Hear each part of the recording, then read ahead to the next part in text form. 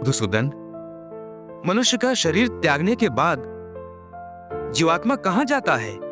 मानव शरीर के त्यागने के बाद मनुष्य को अपने प्रारब्ध अनुसार अपने पापों और पुण्यों को भोगना पड़ता है।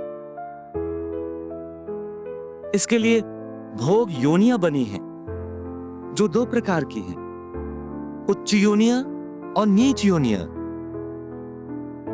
एक पुण्य वाला मनुष्य का जीवात्मा उच्च योनियों में स्वर्ग में रहकर अपने पुण्य भोगता है, और पापी मनुष्य का जीवात्मा नीच योनियों में नरक में रहकर अपने पापों को भोगता है। कभी ऐसा भी होता है कि कई प्राणी स्वर्ग नरक का सुख दुख पृथ्वी लोक पर ही भोग लेते हैं। इसी लोक में? वो कैसे? इसे तुम यूं समझो अर्जुन कि कोई संपन्न मनुष्य है, महल में रहता है, उसकी सेवा के लिए दास दासियां हर समय खड़ी हैं। उसका एक इकलौता जवान बेटा है जिसे वो संसार में सबसे अधिक प्रेम करता है और अपने आप को संसार का सबसे भाग्यशाली मनुष्य समझता है। परंतु एक दिन उसका जवान बेटा अचानक किसी दुर्घटना में मारा जाता है। दुखों का पहाड़ उस पर टूट पड़ता है। संसार के हर वस्तु उसके पास होने के बावजूद भी वो दुखी रहता है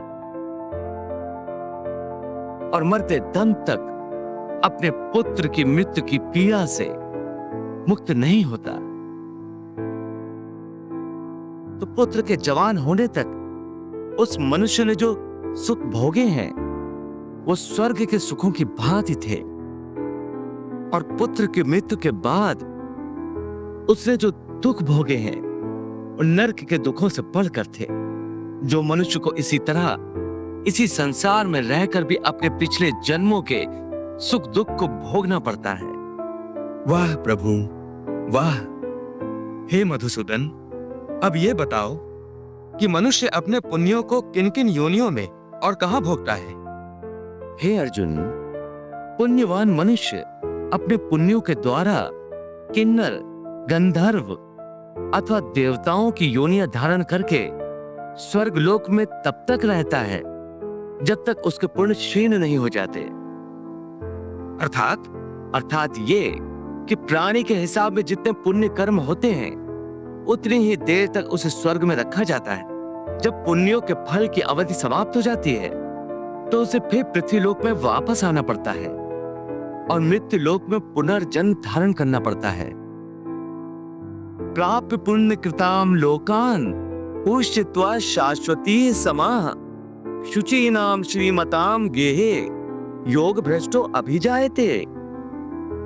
परंतु स्वर्ग लोक में मनुष्य के पुण्य क्यों समाप्त हो जाते हैं? वहां जब वो देव योनि में होता है तो वो अवश्य अच्छे कर्म करता होगा। उसे इन अच्छे कर्मों का पुण्य तो प्राप्त होता होगा। नहीं अर्जुन, उच्च योनि में देवता बनकर प्राणी जो अच्छे कर्म करता है या नीच योनि में जाकर प्राणी जो क्रूर कर्म करता है, उन कर्मों का उसे कोई फल नहीं मिलता। क्यों? क्योंकि वो सब भोग योनियां हैं। वहां प्राणी केवल अपने अच्छे बुरे कर्मों का फल भोगता है। इन योनियों में किए हुए कर्मों का पुण्य अथवा पाप उसे नहीं लगता। हे पार्थ, केवल मनुष्य की योनि में ही किए हुए कर्मों का पाप या पुण्य होता है, क्योंकि यही एक कर्म योनि है। इसका अर्थ ये हुआ कि यदि कोई पशु किसी की हत्या करे तो उसका पाप उसे नहीं लगेगा, और यदि कोई मनुष्य किसी की अकारण हत्या करे तो पाप लगेगा। बिल्कुल ठीक। परंतु ये अंतर क्यों? इसलिए कि पृथ्वी लोक पर समस्त प्राणियों में केवल मनुष्य एक ऐसा प्राणी है जो विवेकशील है। वो अच्छे बुरे की पहचान रखता है। दूसरा कोई भी प्राणी ऐसा नहीं कर सकता।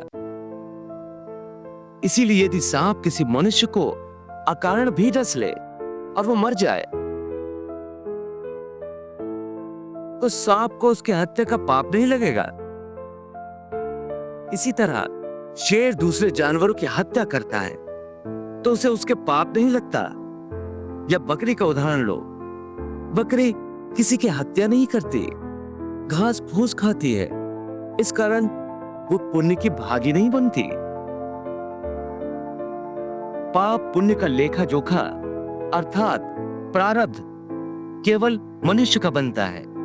इसीलिए जब मनुष्य अपने पाप और पुण्य भोग लेता है तो उसे फिर मनुष्य की योनि में भेज दिया जाता है। ते तम भुक्त्वा स्वर्ग लोकम विशालम क्षीणे पुण्ये मर्त लोकम विशन्ति एवं त्रिधर्मम अनुप्रपन्ना गतागतम काम कामा लभन्ते। अर्थात देवों की योनियों में जो मनुष्य होते हैं वो अपने सुख भोग कर स्वर्ग से भी लौट आते हैं। हाँ, और मनुष्य की योनि प्राप्त होने पर फिर कर्म करते हैं और इस तरह सदैव जन्म मृत्यु का कष्ट भोगते रहते हैं।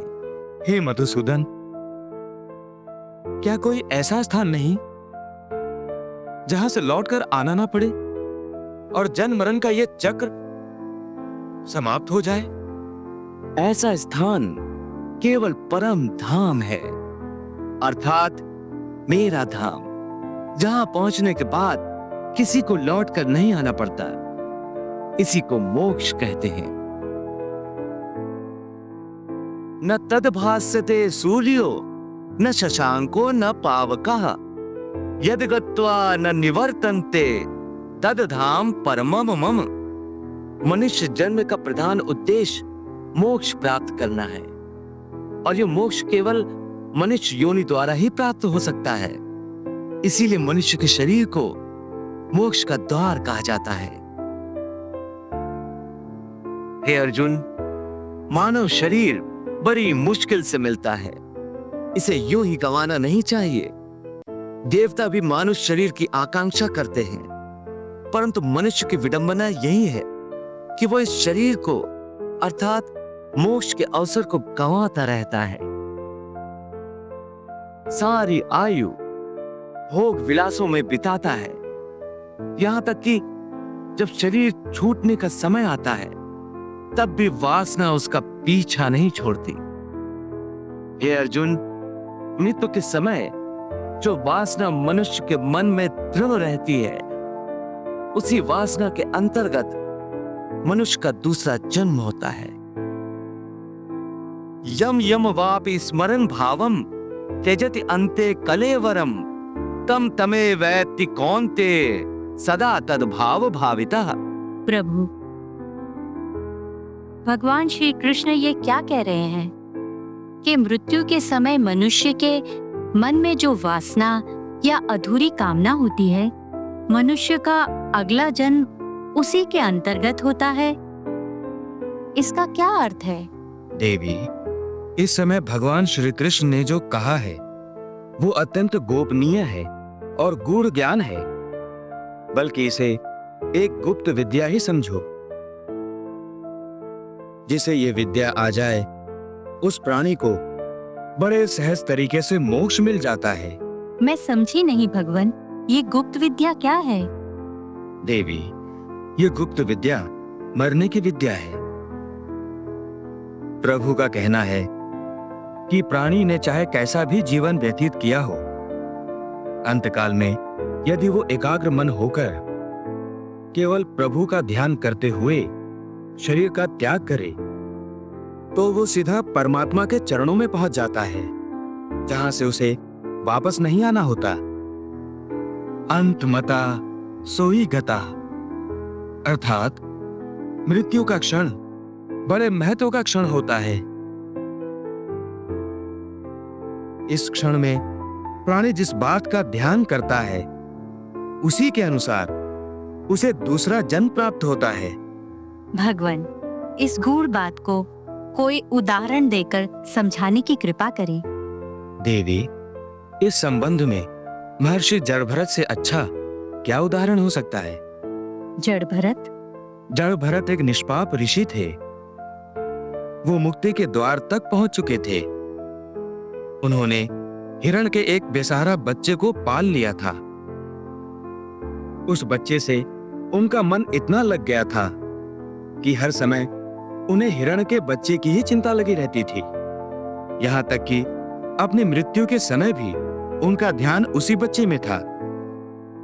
बस अंतिम क्षण में भी चूंकि उनका ध्यान उसी बच्चे की ओर ही था, इसी कारण अगले जन्म में उन्हें हिरण की योनि मिली थी।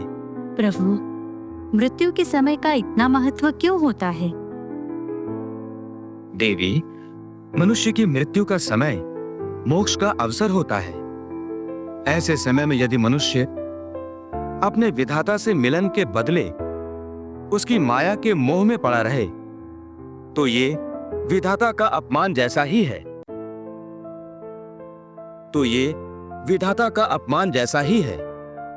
कि वो अपने विधाता से अधिक महत्व उसकी बनाई हुई माया को देता है। इसलिए उसे मृत्यु के बाद स्वर्ग तो मिल सकता है, परंतु मोक्ष नहीं मिल सकता। इसीलिए देवी, मृत्यु के समय मनुष्य को संसार की किसी वस्तु में नहीं, केवल अपने परमात्मा में ध्यान लगाना चाहिए।